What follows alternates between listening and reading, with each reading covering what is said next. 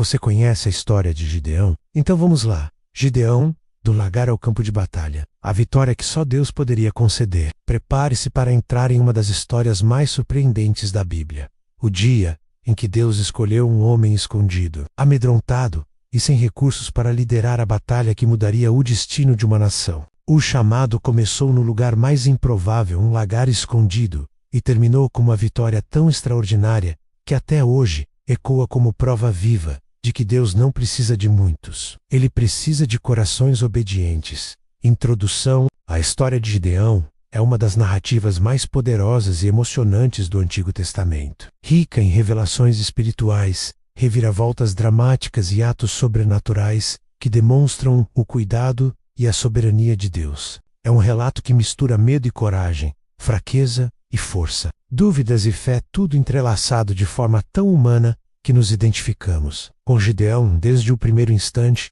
em que o vemos malhando trigo às escondidas. Seu cenário inicial não é um campo de batalha, mas um lagar, um local subterrâneo, apertado e escondido, onde ele tentava salvar o pouco alimento que restava de sua família. O medo não era imaginação.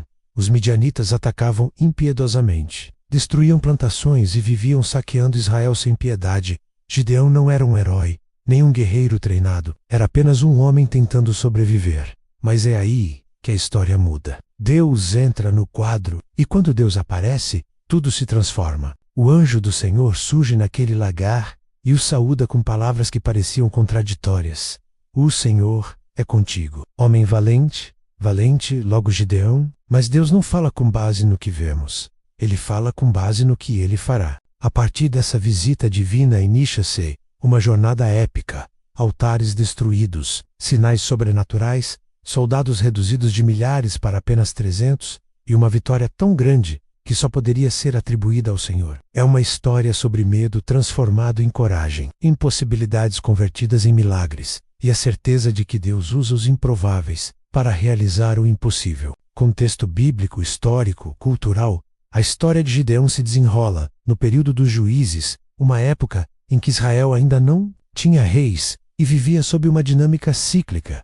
O povo se afastava de Deus, caía em pecado, sofria opressão, clamava ao Senhor, e então Deus levantava um libertador. Gideão surge justamente em um desses momentos de profunda crise nacional. Após anos de desobediência, o povo de Israel estava sendo oprimido por um inimigo poderoso e cruel, os midianitas. Os midianitas eram nômades, guerreiros experientes, que se aliavam com outros povos, como os amalequitas, para invadir Israel em ondas devastadoras. Tudus ou os anous. No tempo da colheita, eles desciam como enxames sobre as terras israelitas. Não vinham apenas para lutar, vinham para destruir. Roubavam plantações inteiras, levavam animais, saqueavam aldeias e deixavam o povo sem alimento. Era uma guerra psicológica, econômica e espiritual. Israel estava tão aterrorizado que muitos passaram a viver em cavernas e esconderijos nas montanhas. Culturalmente, Israel enfrentava um problema ainda mais profundo: a idolatria. Muitos haviam abandonado o Deus de seus pais, Abraão, Isaque e Jacó, e se voltado aos ídolos pagãos, especialmente Baal e Azerá. A presença desses altares em Israel não era apenas símbolo de rebeldia espiritual, era a razão direta da opressão. A Bíblia deixa claro: quando o povo se desviou, Deus permitiu que os midianitas os oprimissem para que reconhecessem sua necessidade de voltar ao Senhor. É justamente nesse cenário crítico que Gideão aparece. Ele pertence à tribo de Manassés, considerada uma das menos influentes, e sua família era uma das mais humildes dentro da tribo. Isso explicava por que ele estava malhando trigo no lagar, um local inadequado para isso. Em condições normais, o trigo era malhado em lugares abertos, onde o vento podia separar o trigo da palha. Mas com um medo constante dos midianitas, Gideão precisava esconder o pouco que tinha para que não fosse roubado. O chamado de Gideão, portanto, não acontece em um palácio, nem em um campo de batalha, mas em um espaço de medo, dor e sobrevivência. E isso é culturalmente significativo. Deus não chama Gideão quando ele se sente forte, mas quando está escondido, inseguro e desacreditado. É um padrão divino que se repete ao longo das Escrituras. Deus escolhe o improvável, o menor, o fraco aos olhos humanos, para mostrar que a vitória pertence a Ele, Reflexão. A jornada de Gideão é uma das demonstrações mais marcantes de como Deus enxerga potencial onde nós só percebemos fraqueza. Quando olhamos para Gideão no lagar, vemos um homem com medo, escondido, tentando sobreviver. Mas quando Deus olha, ele vê um guerreiro. Essa diferença entre o que nós vemos e o que Deus declara é o ponto central de toda essa história. Gideão não foi chamado porque era forte. Ele foi chamado porque Deus decidiu torná-lo forte. Quantas vezes também nos sentimos como Gideão, escondidos, inseguros, achando que não temos capacidade, recursos ou coragem para enfrentar os desafios que surgem diante de nós, e ainda assim, é justamente nesses momentos que Deus sussurra ao nosso coração a mesma verdade que disse a ele: eu sou contigo. Essa frase muda tudo. Gideão não se levantou porque acreditava em si.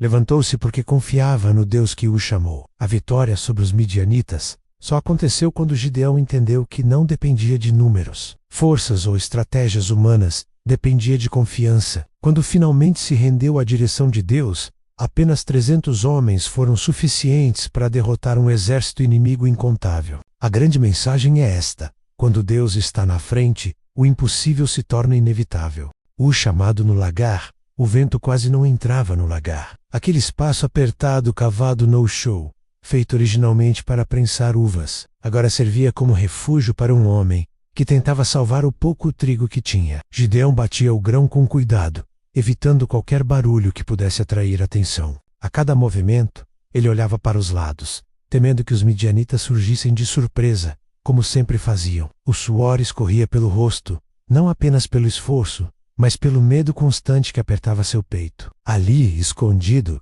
ele malhava trigo como quem tenta proteger um tesouro frágil em meio ao caos. Os relatos de invasões ecoavam pelos vales de Israel. Famílias inteiras fugiam para montanhas e cavernas. Plantações eram queimadas, colheitas saqueadas, animais roubados. A cada ano, o terror voltava. Era como viver acorrentado a um ciclo sem esperança. Gideão, como tantos outros, se perguntava: até quando o Senhor permitirá isso? O silêncio parecia ser a única resposta. A dor coletiva se misturava com a sensação individual de abandono. Cada grão que caía no lagar representava a luta de um povo tentando sobreviver ao impossível. Foi nesse cenário de escuridão que o extraordinário aconteceu. De repente, Gideão percebeu uma presença. Não ouviu passos, não viu sombras se aproximando, mas o ambiente mudou. A luz parecia mais intensa ao ar mais livre, e uma figura se manifestou à sua frente. Não era um homem comum, era o anjo do Senhor.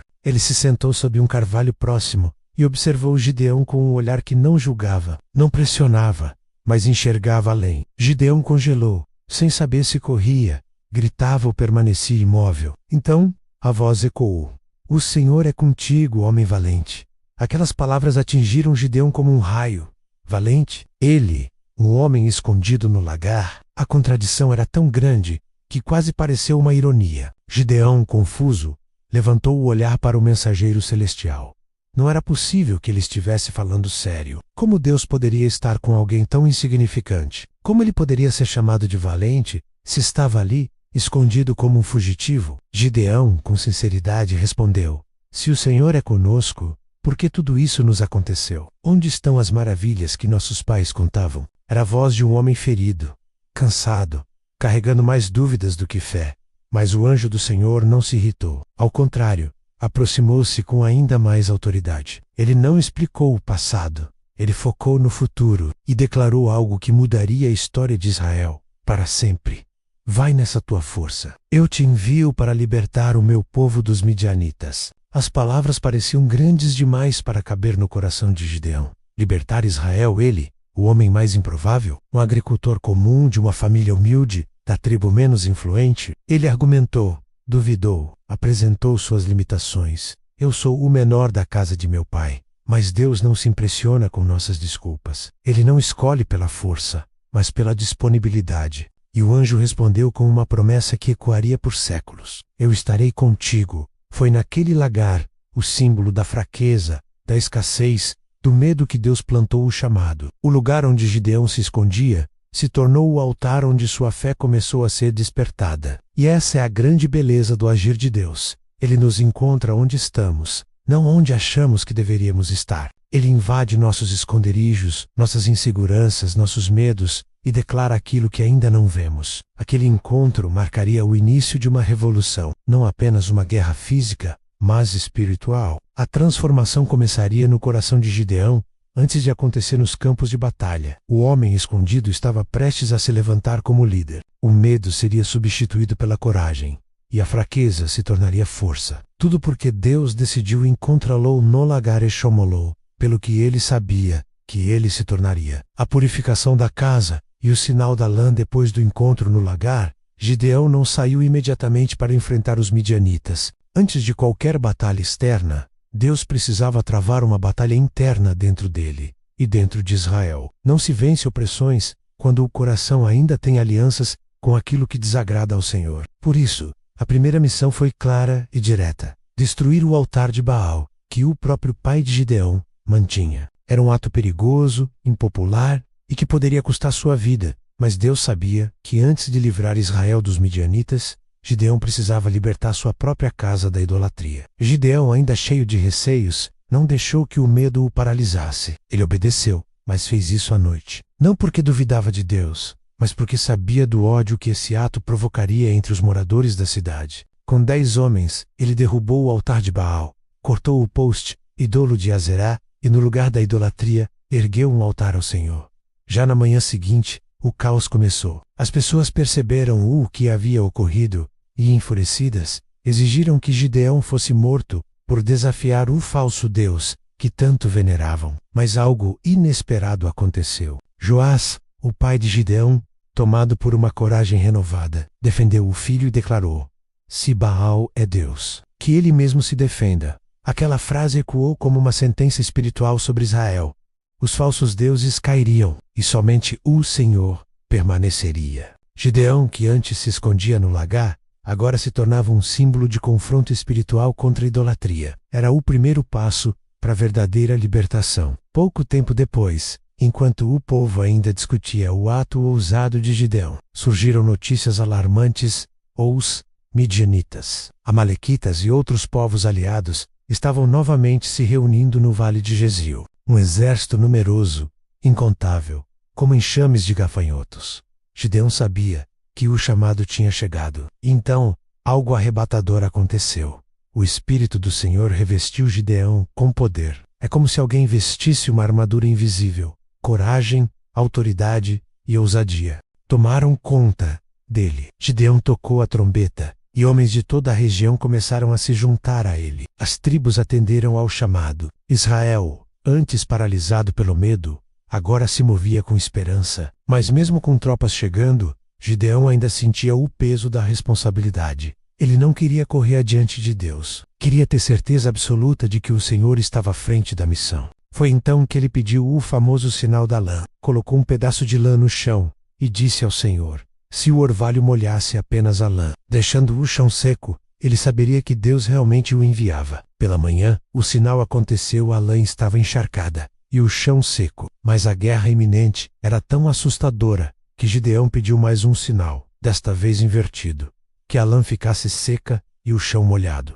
Novamente, Deus respondeu. A lã amanheceu seca como um osso, enquanto o chão ao redor estava coberto de orvalho. Deus não repreendeu Gideão por pedir sinais. Ele entendeu a fragilidade humana e confirmou, com graça e paciência, sua vontade. Não era sobre incredulidade, era sobre dependência. Gideão queria ter certeza de que não estava agindo pela própria força. Com a idolatria derrubada, a casa purificada e os sinais confirmados, Gideão estava pronto para dar o próximo passo. Ainda não era um herói, ainda tremia diante do desconhecido, mas seu coração agora estava alinhado ao propósito de Deus. A batalha espiritual estava vencida. Agora, ele seguiria para a batalha física, uma que mudaria a história de Israel para sempre. A redução do exército e a forja da fé, o vale, estava tomado por tropas israelitas. Homens de várias tribos haviam atendido ao chamado de Gideão, armados com lanças,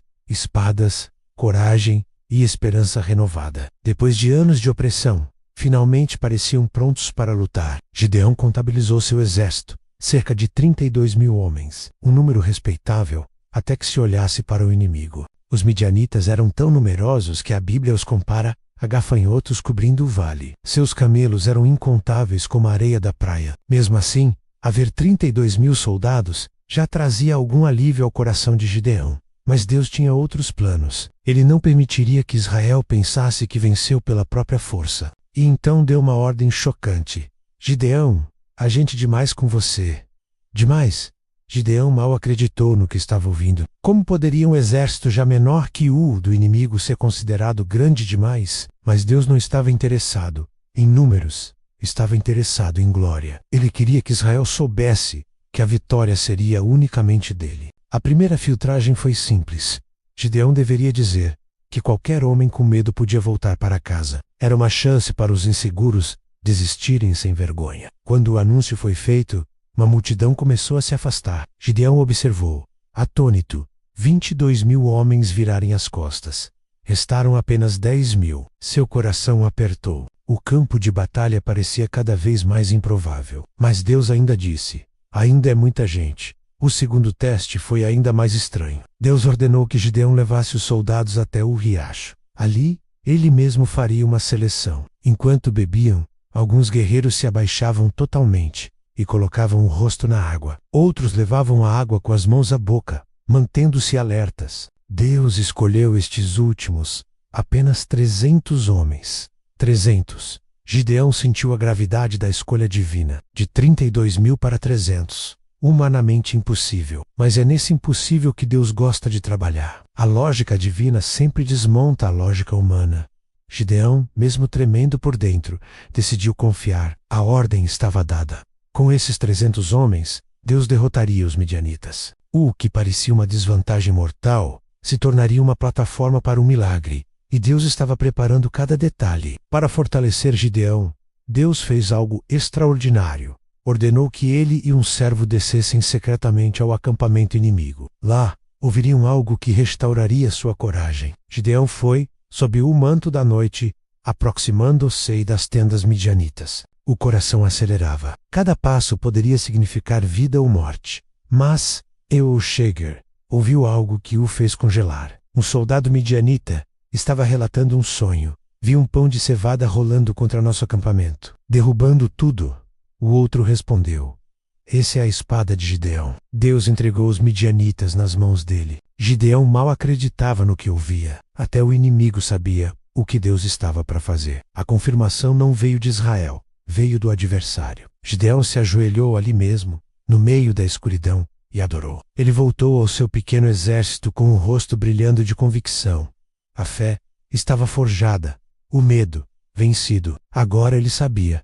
300 homens eram suficientes, porque Deus estava presente. A batalha estava prestes a começar, e o impossível estava prestes a se tornar realidade. A estratégia das trombetas, tochas e jarros à madrugada estava escura, silenciosa e pesada. O tipo de noite em que cada folha que balança parece um aviso, cada som distante parece um presságio. Mas Gideão caminhava entre os 300 homens com confiança renovada. Ele já sabia que aquela batalha não seria vencida pelo braço humano. Deus havia falado, confirmado e preparado tudo. Agora, era hora de agir, não com espadas reluzentes, mas com instrumentos improváveis que só poderiam resultar em vitória se o poder divino estivesse à frente. Gideão reuniu seus homens e entregou a cada um 3 coisas: uma trombeta, um jarro de barro e uma tocha escondida dentro desse jarro. Nada de armas convencionais, nada que impressionasse militarmente. A estratégia era tão absurda aos olhos humanos que só podia ter vindo do próprio Senhor. Gideão dividiu os 300 guerreiros em 3 companhias de 100 e os posicionou ao redor do enorme acampamento midianita. Uma mancha viva de soldados, camelos e tendas que ocupavam o vale como um mar sem fim. A ordem era simples e ousada. Quando Gideão descia o sinal, todos deveriam soprar suas trombetas, quebrar seus jarros e levantar as tochas, gritando alto o grito de guerra que Deus havia lhes dado. Era uma estratégia baseada em som, luz e surpresa perfeita para uma noite de escuridão total. Gideão sabia, medo, confusão e pânico seriam as armas invisíveis que Deus lançaria contra os inimigos. Minutos antes do ataque, Gideão observou o vale. À distância, as fogueiras dos midianitas pareciam estrelas espalhadas pelo chão. Ele respirou fundo. Aquele era o momento em que a história mudaria. Não havia recuo, Não havia espaço para dúvida, só obediência. Os 300 homens esperavam pelo sinal com o coração acelerado, mas convictos. Sabiam que estavam participando de algo maior do que uma simples batalha. Era uma intervenção divina prestes a acontecer. Então, no exato início da troca de turnos dos guardas, o momento mais vulnerável e confuso da noite, Gideão levantou seu braço. As tochas ainda escondidas, os jarros intactos, as trombetas silenciosas. E então, com uma força que parecia vir do próprio Espírito do Senhor, ele fez soar sua trombeta. O som cortou o silêncio da noite como um trovão. No mesmo instante, as 299 trombetas ecoaram ao redor do vale, criando um estrondo que parecia multiplicado por milhares. Logo depois, veio o som de jarros se quebrando. O vale ecoou como se centenas de rochas fossem despedaçadas ao mesmo tempo. Em seguida, as tochas se ergueram, iluminando a escuridão com centenas de chamas súbitas. E então, o grito de guerra explodiu, pelo Senhor e por Gideão. O acampamento midianita acordou em puro caos. Soldados saíram das tendas em pânico, sem entender o que estava acontecendo. Parecia que um exército gigantesco havia surgido do nada. A confusão tomou conta dos inimigos. Na escuridão, incapazes de distinguir aliados de inimigos, os midianitas começaram a atacar uns aos outros. O medo se espalhou como fogo em palha seca.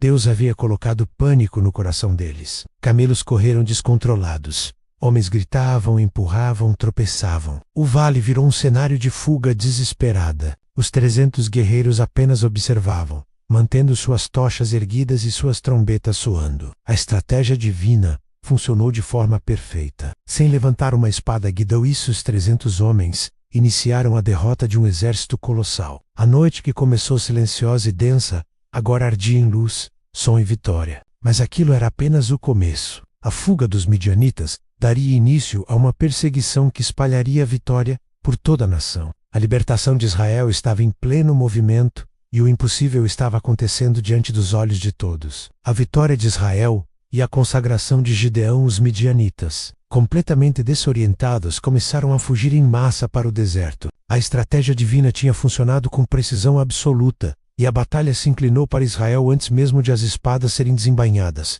Mas Gideão sabia que não podia descansar. A fuga do inimigo significava que era preciso agir rápido para evitar que eles se reorganizassem e retornassem com reforços. Assim, ele enviou mensageiros correndo para as tribos vizinhas convocando para interceptar os fugitivos. As tribos de Naftali, Aser e Manassés responderam imediatamente. Em pouco tempo, centenas de guerreiros se juntaram à perseguição, fechando as rotas de fuga e encurralando os líderes midianitas. 2 príncipes, Oribe e Zebi, foram capturados e executados. A notícia se espalhou rapidamente. Deus estava entregando todos os inimigos nas mãos de Israel. O povo, que antes se escondia nas montanhas, agora marchava com coragem, como se o vento da vitória soprasse em cada passo. Gideão, incansável, seguiu adiante com seus 300 homens, mesmo exaustos. Eles cruzaram o Jordão atrás de Zeba e Zalmuna, os reis midianitas que haviam escapado. O caminho era longo.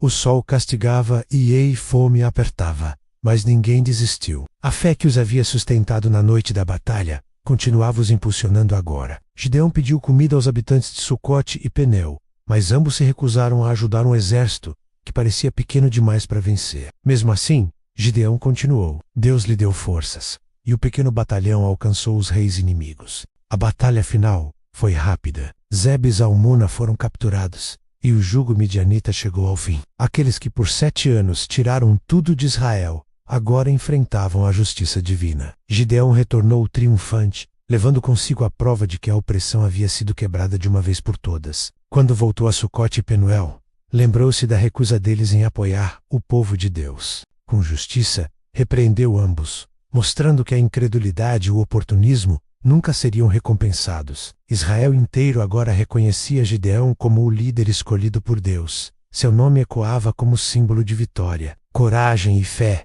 Ele era o homem que Deus encontrou escondido no lagar e transformou em libertador de uma nação inteira. Com a derrota completa dos midianitas, a terra finalmente teve descanso. Um silêncio diferente se instalou, não de medo, mas de paz. As colheitas floresceram novamente. As famílias reconstruíram o que havia sido destruído.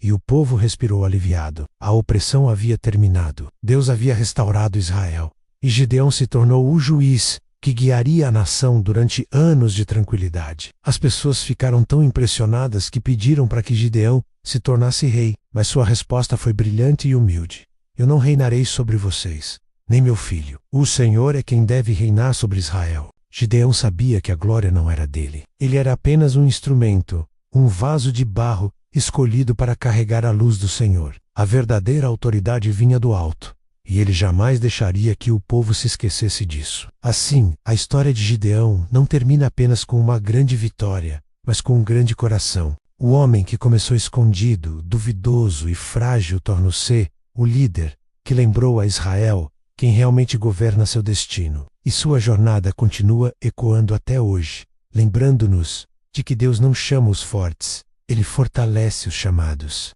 Gideão foi prova viva de que quando Deus está à frente, 300 se tornam mais fortes que milhares, e até um lagar escondido pode se transformar no palco de um milagre. Lições de vida. Gideão e a vitória dos 300. Primeiro, Deus nos encontra onde estamos, não onde achamos que deveríamos estar. Gideão estava escondido no lagar, inseguro, frustrado e se sentindo pequeno, e foi exatamente ali que Deus o visitou. Isso nos mostra que nossas limitações nunca anulam nosso chamado. Segundo, o valor não está em nós, mas na presença de Deus conosco. Gideão disse: "Sou o menor da casa de meu pai."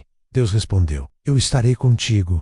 A equação da vitória é simples. Deus, você é suficiente. Terceiro, antes de vencer batalhas externas, precisamos vencer batalhas internas. O medo, a dúvida e a autoimagem distorcida precisavam sair antes que Gideão enfrentasse os midianitas. Deus primeiro transformou Gideão.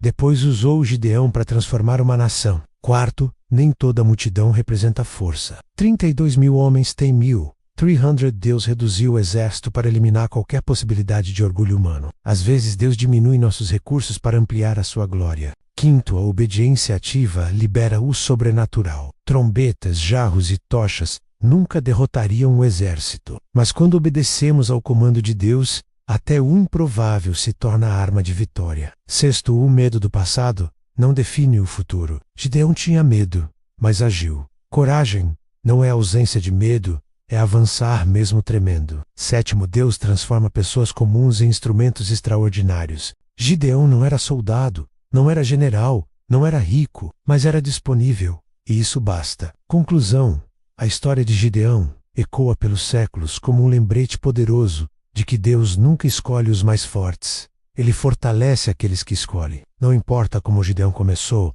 escondido, temendo, se sentindo pequeno e insignificante. O que importa é como Deus o encontrou, como Ele o levantou, e como seu destino foi transformado quando a fé substituiu a dúvida. A jornada de Gideão nos ensina que o chamado divino não depende do cenário ideal. Ele estava no lagar, um lugar de improdutividade e vergonha, tentando proteger o pouco que tinha. Quantas vezes nós também nos escondemos em nossos lagares internos, temendo falhar, temendo ser vistos, tentando sobreviver, e é justamente nesses ambientes de fraqueza que Deus costuma nos visitar. Ele nos chama pelo que vê em nós, não pelo que vemos em nós mesmos. Quando Gideão respondeu ao chamado, sua vida mudou, mas não imediatamente. Houve um processo: derrubar os altares errados, reconstruir a confiança, buscar sinais, ouvir a Deus. A transformação espiritual sempre antecede a vitória externa. Às vezes Deus não muda a nossa circunstância,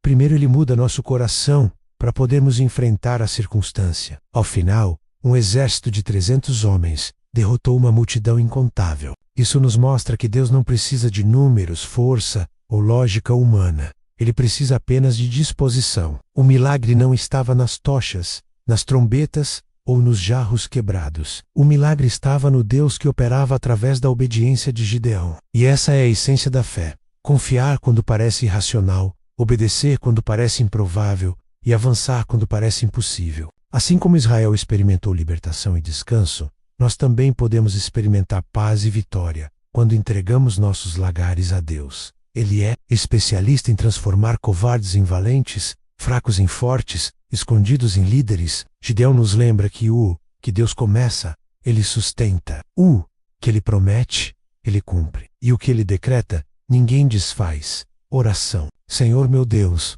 Pai de misericórdia e graça, hoje me coloco diante de Ti, inspirado pela história de Gideão. Assim como o Senhor encontrou aquele homem escondido, com medo e carregando tantas inseguranças, eu te peço, encontra-me no lugar onde estou. Encontra-me nas minhas dúvidas, nos meus temores, nas minhas limitações e nos meus lagares internos. Que a Tua voz seja mais forte do que as vozes que tentam me diminuir. Senhor, assim como Tu declaraste sobre Gideão, declara também sobre mim: o Senhor é contigo. Que essa verdade ecoe no meu coração mesmo quando eu não me sentir capaz. Que eu veja a mim mesmo, não pelo que sinto, mas pelo que o Senhor vê. Renova minha fé, fortalece meu espírito e capacita minhas mãos para as batalhas da vida. Peço-te, Pai, que derrubes em mim todos os altares que não te agradam. Tudo o que me afasta da Tua presença, tudo o que rouba a minha confiança, tudo o que me aprisiona ao passado, que seja arrancado em nome de Jesus.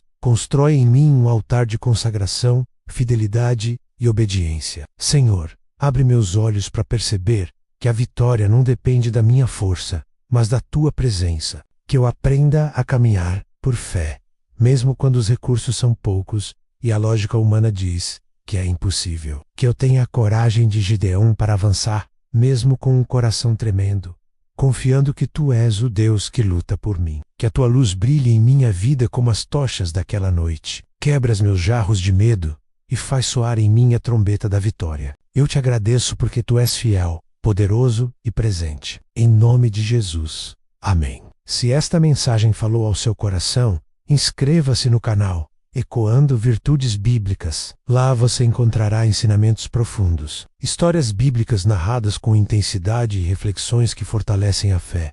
Deixe também seu pedido de oração nos comentários. Será um prazer interceder pela sua vida e apresentar seu nome diante do Senhor.